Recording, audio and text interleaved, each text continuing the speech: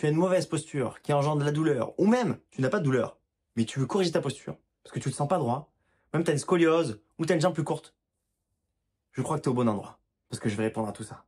Pour commencer, on a longtemps véhiculé un message, en tout cas moi je l'ai eu, si tu te tiens pas droit, tu vas avoir des problèmes, et tu vas avoir mal au dos. Et ça, le problème de ce discours, c'est que ça a créé des associations entre je ne me tiens pas droit et la douleur. Mais ce que dit aujourd'hui la science, et ce que c'est important, d'ailleurs je mettrai l'étude en bas pour les plus curieux, qui regroupe plusieurs études entre elles, et la conclusion est unanime, il n'y a pas de lien entre la posture et la douleur. Je le répète parce que c'est important, il n'y a pas de lien entre la posture et la douleur. Et c'est pour ça que j'ai vu des gens complètement tordus, sur le côté, penchés, enroulés, qui allaient super bien. Et à l'inverse, des gens qui étaient super droits et qui avaient mal de partout. Je me rappelle même quand j'étais kiné, j'avais eu un jeune qui était complètement tressifosé, qui avait un métier assis et qui en plus faisait beaucoup de jeux vidéo. Il n'avait jamais eu mal au dos de toute sa vie. Il était venu pour sa cheville en plus, je me rappelle plus sur quoi. Et ça m'avait marqué. Je me dis mais comment? Alors que moi j'apprenais ça en kiné, on avait appris ça. Les problèmes de posture, tout ça. Mais je me dis comment c'est possible?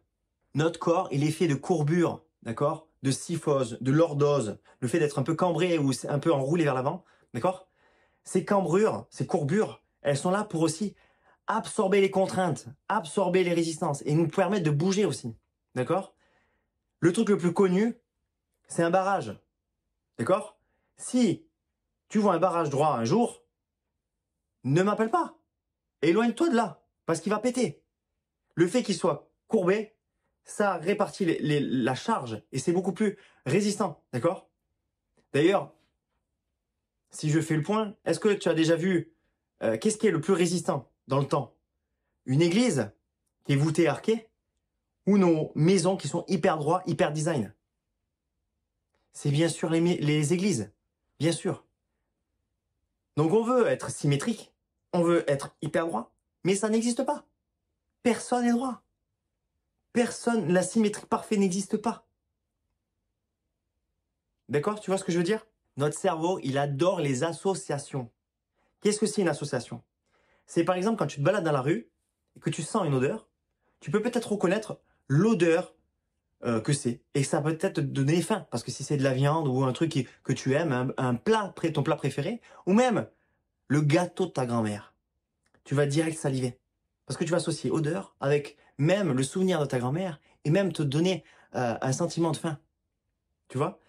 Ce qui est plus rigolo, s'il y a des gens qui sont passionnés et qui adorent McDonald's, il suffit que tu leur dises padapam papam. Ils peuvent même avoir faim. Tu comprends? Le truc le plus connu dans ça, c'était la cloche de Pavlov. Je sais pas si tu la connais. En fait, ce monsieur donnait de la viande à ses chiens, d'accord? Et en fait, quand il leur donnait à chaque fois de la viande, il actionnait la clochette, il faisait gling gling gling, d'accord? Les chiens avaient tellement associé la clochette avec la nourriture que il avait beau activer la clochette, les chiens commençaient à saliver. Tu comprends? C'est ça une association. Et nous, on est très fort dans ça. Et encore plus les pubs. Les pubs, ils sont très très forts dans les associations. Si tu aimes ce sujet ou le cerveau avec les associations, je pourrais faire une vidéo. N'hésite pas à me le mettre en commentaire si ça te plairait. Alors pourquoi je te parle d'association?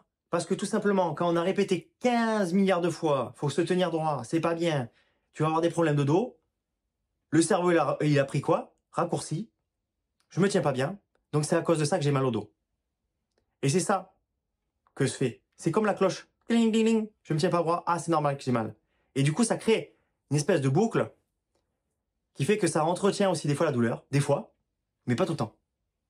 Et le meilleur moyen de douter de ça, c'est de créer le doute. Et comment on crée le doute?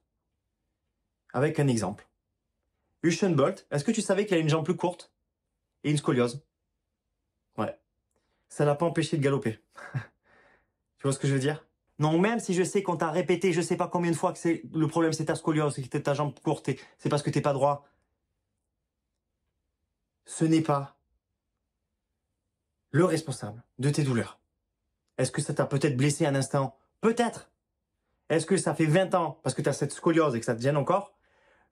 Malheureusement, ce n'est pas le responsable. Tu comprends ce que je veux dire? Tu dois te demander, c'est qui ce jeune? Moi, je m'appelle David Omar, je suis kiné-ostéopathe. Je soigne les douleurs de dos chez les gens qui ont tout essayé. Je les accompagne à distance pour qu'ils retrouvent une vie normale, tant sur le plan physique que mental.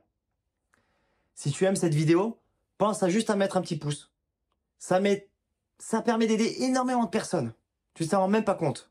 Ça prend 10 millièmes de seconde et ça permet d'aider beaucoup de personnes. Et en plus, ça valorise mon travail. Alors si on parle juste d'études un petit peu, d'accord? Je te rappelle juste l'étude qu'il n'y a pas de lien entre la posture et la douleur. Je te mettrai la référence d'en bas. Ça regroupe plusieurs études entre elles qui ont la conclusion qu'il n'y a pas de lien. Et une méta-analyse de 573 patients qu'on a mesuré à la radio pour mesurer la différence entre les jambes, d'accord? 90% des personnes avaient une jambe plus courte que l'autre. 90%. Tu t'en rends compte? Avec une moyenne de environ 5 mm entre les jambes. Ils en ont aussi conclu que l'inégalité entre les deux jambes ne semblait pas significative en dessous de 20 mm, donc 2 cm. Est-ce que 90% des personnes ont des douleurs? Bien sûr que non. Il y a plein de personnes qui ont des jambes plus courtes que l'autre et qui ne le savent même pas.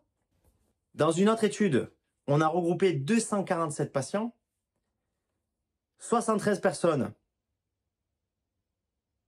ont eu des douleurs en dessous, au cours des 12 derniers mois, et il y avait une jambe plus courte. Et 59 patients n'ont jamais eu de douleur de leur vie, alors qu'ils avaient des asymétries entre les deux jambes. Ils avaient une jambe plus courte. C'est pour ça que j'ai même vu une personne qui avait 14 cm d'écart entre les jambes. On l'avait amputé d'un tibia suite à un accident. Et il n'avait jamais eu de douleur de dos. Alors attention, je ne suis pas là pour dire il faut pas faire de semelle. Je suis là pour dire qu'est-ce qui marche. Si tu as fait une semelle et que tu es bien et que ben tant mieux, garde-la. D'accord? Je trouve que la posturologie et tout ça, c'est beaucoup de complications pour des fois pas forcément un résultat espéré. Tu comprends ce que je veux dire? Par contre, je sais qu'il y a un truc qui est bien néfaste, c'est de s'ancrer que je suis pas droit, je suis pas symétrique, j'ai une jambe plus courte, c'est normal d'avoir mal au dos. Ça, c'est bien plus néfaste sur la santé. Et ça, on n'en parle pas assez. Et c'est pour ça que j'en parle. Tu comprends? Donc n'hésite pas à mettre ça à la poubelle et avance. Parce que non, tu n'es pas foutu. Tu n'es pas foutu. Ok? Il y a des gens qui sont pires que toi, qui ont des jambes plus courtes que toi, et Usain Bolt qui court plus vite que toi. Tu comprends ce que je veux dire? Alors après, sur les scolioses, il y a vraiment de tout niveau études. Ce que j'ai pu regrouper en tout cas, c'est que il n'y a pas de lien entre une scoliose et une douleur du moment que ça n'a pas une grande amplitude. Après, là, on ne sait pas. Ça nous dépasse. Ce que je peux dire en tout cas, c'est qu'il y a même des personnes qui ne savent pas qu'ils ont des scolioses et qui n'ont jamais eu mal de leur vie. Combien de personnes, moi, j'ai vu qui avaient des scolioses et qui l'apprenaient? Tu vois ce que je veux dire? Et c'est toujours pareil. C'est quand on t'a associé, j'ai une scoliose, c'est normal que j'aurai mal toute ma vie. C'est là le nez de la guerre. C'est que ça, c'est bien plus néfaste pour toi. Et il faut que tu t'en sortes un petit peu de ça. Tu t'en décroches, tu crées le doute en fait. Tu te doutes de ça qu'en fait. La Mark Grant, je te mets en photo, il a soulevé 5 fois son poids. Tu t'en rends compte? Et il avait une scoliose. Il y a même des joueuses, il y a même des gens qui font de la natation, ils font des temps exceptionnels alors qu'ils ont des scolioses. Tu comprends ce que je veux dire? Ne te fais pas embourber dans ça. Sors de là petit à petit. Par contre, niveau études, il y a un lien entre je me tiens un peu enroulé, je suis courbé, et avec mon état émotionnel. D'accord? On ne sait pas si c'est le fait que je sois enroulé vers l'avant qui me met je ne suis pas bien, ou l'inverse, je ne suis en état où je suis pas bien, et du coup je m'enroule. Ça, on ne sait pas trop. Mais en tout cas, ce qu'on sait, c'est qu'il y a un lien entre la posture et l'état émotionnel dans lequel on se sent. Je te mettrai d'ailleurs le lien en dessous pour les plus curieux. Moi, par contre, ce que je suis formel, et d'ailleurs on peut le tester ensemble, c'est que j'aimerais que tu te postures dans une position comme ça, un peu enroulée. Tu regardes vers le bas et tu respires un peu rapidement. Et au pire même, ferme les yeux et t'essaies d'imaginer un truc qui est compliqué, peut-être monter une montagne, un truc qui est compliqué dans ton quotidien là. On fait ça 30 secondes.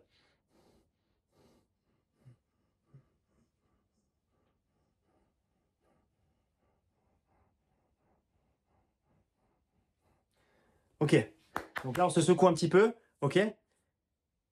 On va prendre la même image ou la même chose que tu essaies de visualiser. Mais là, tu essayes de bomber un peu le torse. D'accord? Pas de serrer les omoplates comme une brute. D'accord? Tu es dans une position qui est confortable, agréable pour toi.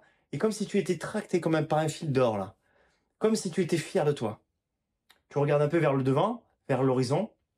Et là, tu essayes de respirer un peu amplement. Et tu essaies de visualiser cette chose qui était un peu difficile. Voir si ça s'améliore ou pas.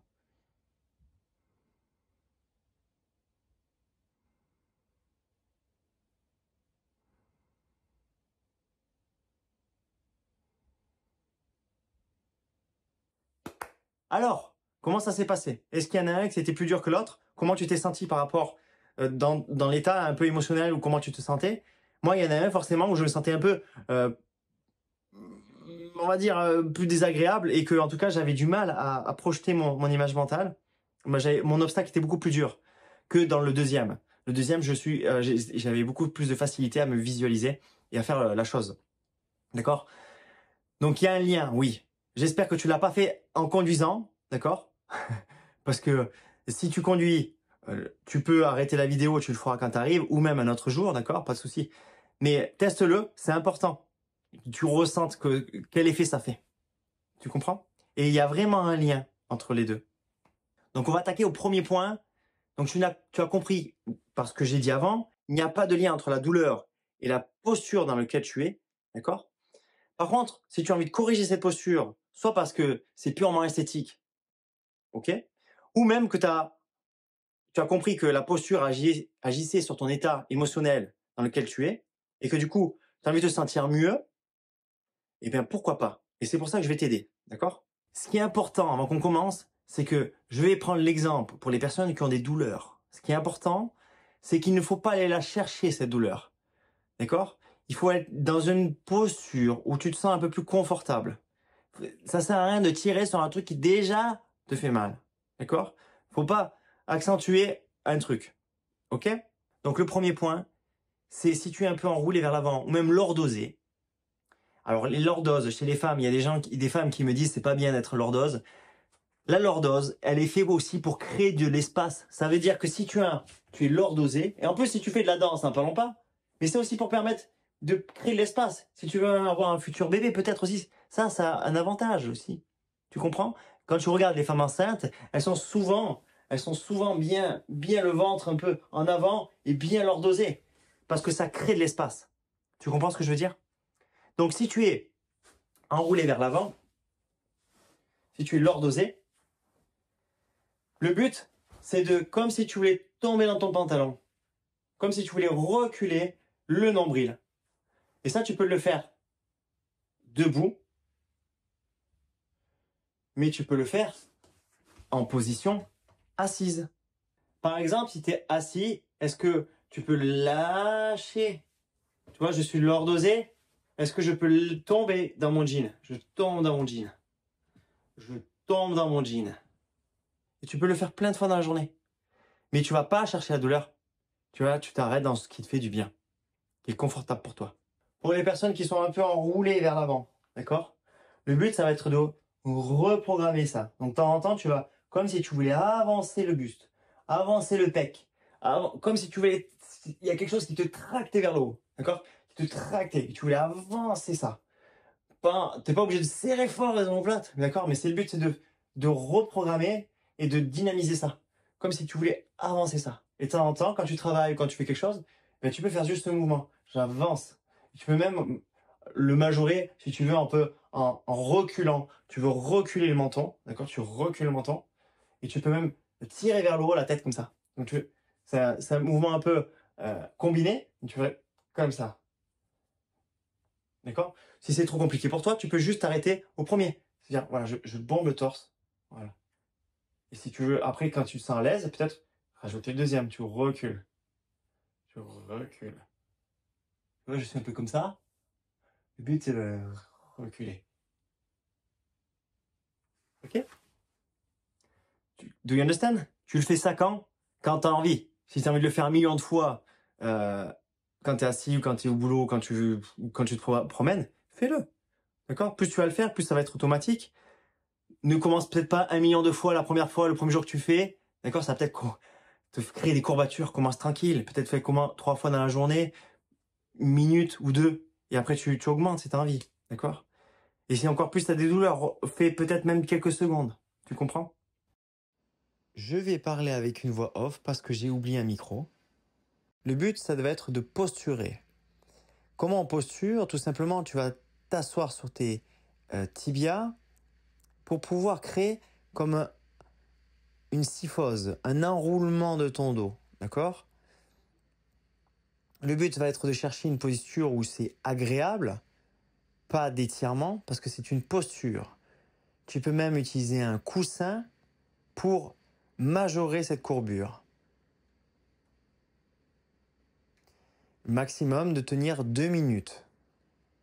Si tu as des problèmes de genoux, je t'invite à placer un coussin au niveau de tes tibias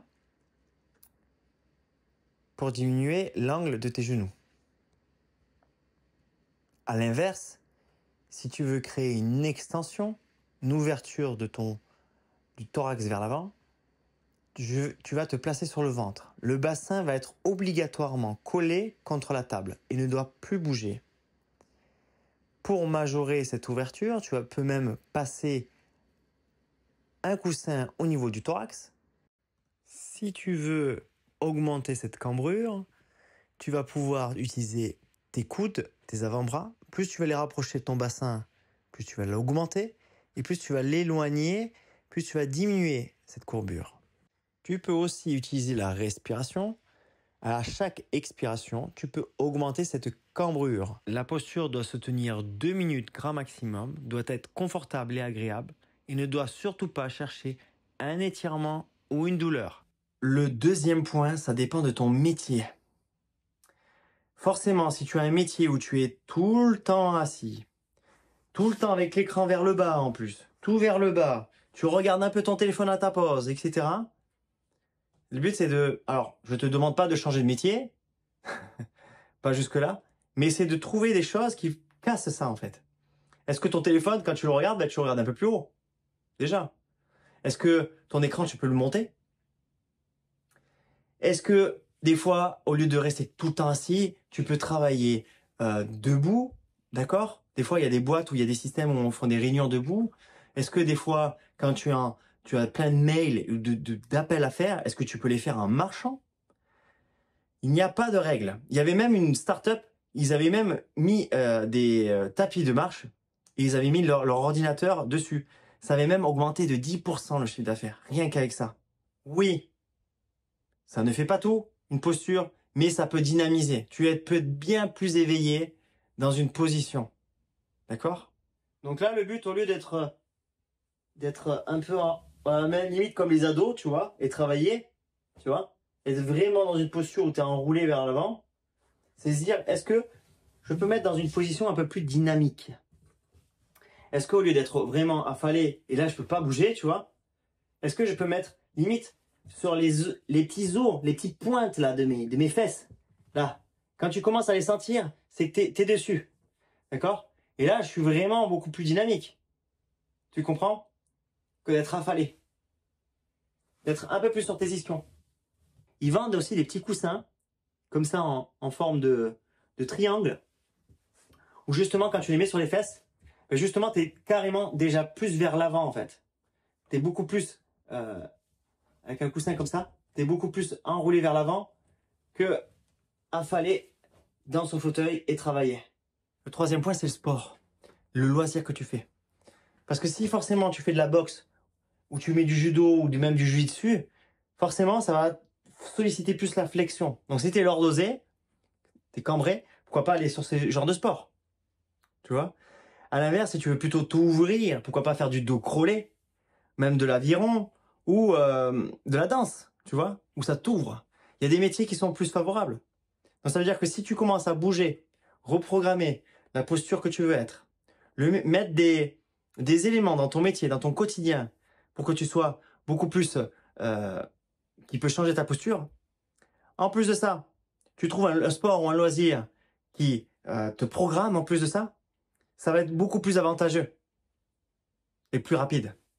Le 4e point, c'est au lieu de te dire « tiens-toi droit, tiens-toi droit, tiens-toi droit, tiens-toi droit », qui ne marche pas, c'est juste répondre à cette question. Comment tu te tiendrais si tu étais fier de toi? Comment tu te tiendrais si tu étais fier de toi? Par exemple, moi, si j'étais fier de moi, je m'ouvrirais aux autres. Ou même montre aux gens comment tu es fier de toi. Et ça, c'est pas en te la posant une fois que ça va marcher, hein. C'est à toi de te la poser plusieurs fois dans la journée. Si tu as besoin de la marquer sur un post-it et de mettre dans ton bureau ou même dans ta salle de bain ou même de mettre des alarmes sur ton téléphone, montre aux gens comment tu as envie d'être, que tu es fier de toi. Ou même cette question, comment j'ai envie de me montrer aux gens, comment tu te tiendrais.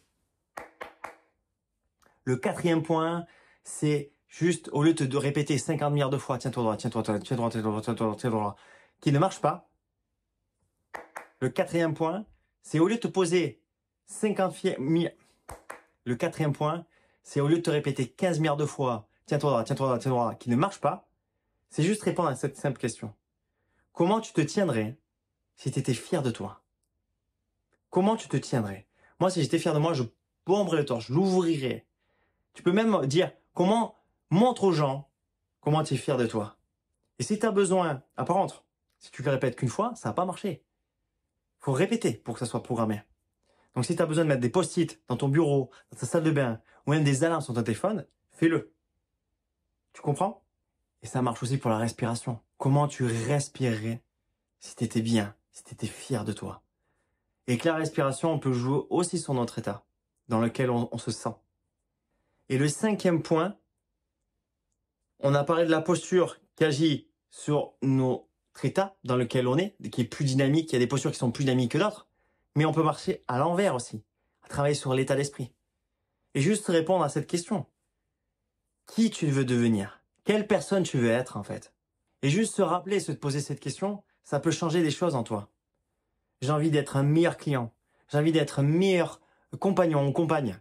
J'ai envie d'être un meilleur ami. Est-ce que tu aimerais sortir avec toi? Est-ce que tu aimerais être ton propre ami? Comment tu aimerais être en fait? Qui tu veux devenir? Et en fait, en jouant sur ce paramètre-là, tu peux aussi jouer sur ta posture.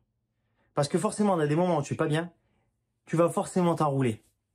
Et juste prendre conscience que des fois, t'es pas bien. Et juste te poser une autre question qui est différente des questions que tu te poses, qui des fois qui te fait sentir encore plus mal. Pourquoi ça m'arrive à moi? Pourquoi je suis comme ça? Pourquoi j'y arrive pas? Et c'est normal de se poser ces questions, je suis d'accord. Mais c'est ton devoir aussi de te poser une autre question. Qui j'ai envie d'être? Qu'est-ce que je peux faire? Et ça te fait sortir de ça en fait. Et avant que ça soit automatique, il faut le faire et le répéter. Ok?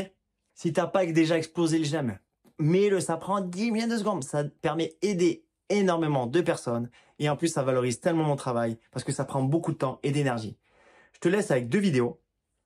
Les hernies, les protusions, l'arthrose, je t'explique tout. Et pourquoi on fait des IRM.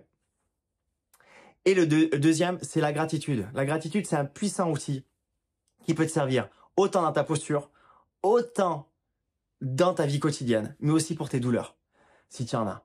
Je te laisse regarder ça si tu en as envie et je te souhaite de passer une excellente belle journée et on se retrouve à très bientôt et même pour les autres personnes sur les réseaux sociaux. Allez, ciao!